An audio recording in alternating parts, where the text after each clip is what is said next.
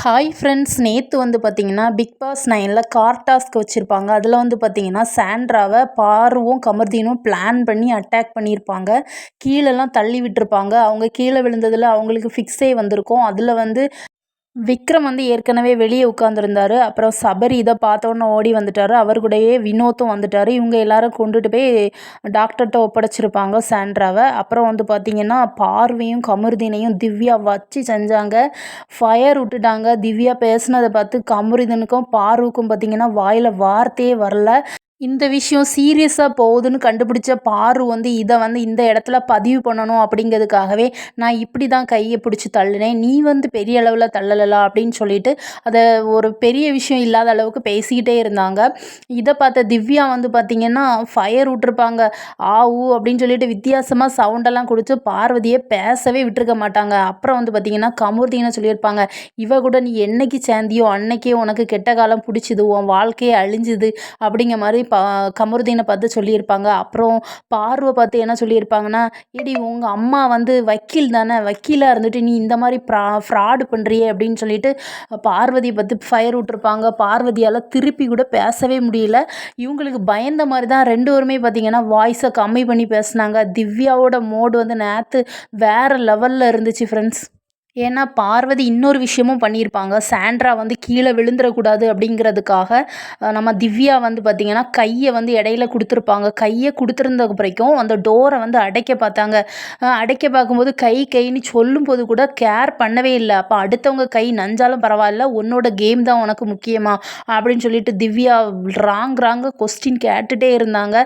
இதுக்கு வந்து பார்த்திங்கன்னா நம்ம பார்வால் பதிலே சொல்ல முடியல. இதில் வந்து அமைதியாக இருந்தது பார்த்திங்கன்னா நம்ம சுமிசாவும் அரோராவும் தான் ரொம்ப அமைதியாக இருந்தாங்க. சபரி வந்து அடிக்கடி வந்து திவ்யாட்ட சொல்லிகிட்டே இருந்தாங்க, ரொம்ப வாய்ஸ் கொடுக்காத, டயர்ட் ஆயிரும், அப்புறம் வந்து டாஸ்க் விட்டு வெளியேறதுக்கு இதாயிரும், அதனால் நீ வந்து அமைதியாக இரு அப்படின்னு சொல்லிகிட்டே இருந்தாங்க. ஆனாலும் அவங்க வந்து கண்ட்ரோல்லே இல்லை.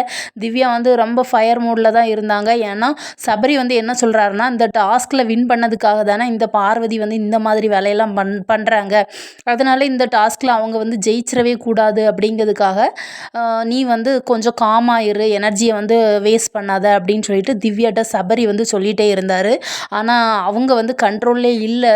திவ்யா வந்து எப்படின்னா வாய்ஸ் ஓவர் கொடுத்துட்டே தான் இருந்தாங்க.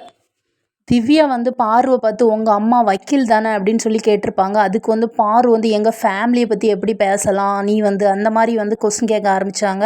அப்போ பார்த்தீங்கன்னா திவ்யா என்ன சொல்லியிருப்பாங்கன்னா, நீ வேணால் கேஸ் எங்கே வேணாலும் போட்டுக்க, என்ன வேணாலும் பண்ணிக்க அப்படின்னு சொல்லியிருப்பாங்க.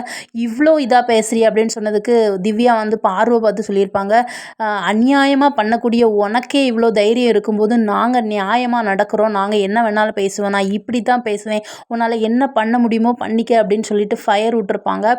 அப்புறம் இந்த டாஸ்கில் பார்த்திங்கன்னா நேரடியாக ஃபைனல் போனது வந்து அரோரா தான். அதனால் அரோரா வந்து சுபிக்ஷாவுக்கு முன்னாடியே வந்து கிவ் அப் பண்ணிட்டாங்க. அதுக்கப்புறம் லாஸ்ட் வந்து பார்த்திங்கன்னா சுபிக்ஷா வந்து இறங்குனாங்க. இந்த டாஸ்கில் லாஸ்ட்டாக வின் பண்ணது வந்து சுபிக்ஷா. அப்புறம் வந்து ஃபைனலுக்கு டைரெக்டாக போனது வந்து அரோரா.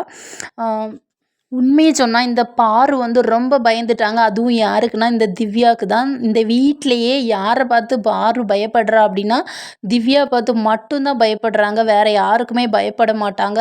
திவ்யாவோட இந்த ஃபயர் மோடு எப்படி இருந்துச்சு அப்படின்னு மறக்காமல் கமெண்ட் பண்ணுங்கள் மக்களே. அப்படியே நம்ம சேனலை மறக்காமல் சப்ஸ்கிரைப் பண்ணி அப்படியே சப்போர்ட் பண்ணி விடுங்க. இந்த வீடியோவுக்கு மறக்காமல் ஒரு லைக்கையும் போட்டு விடுங்க மக்களே. பாய்.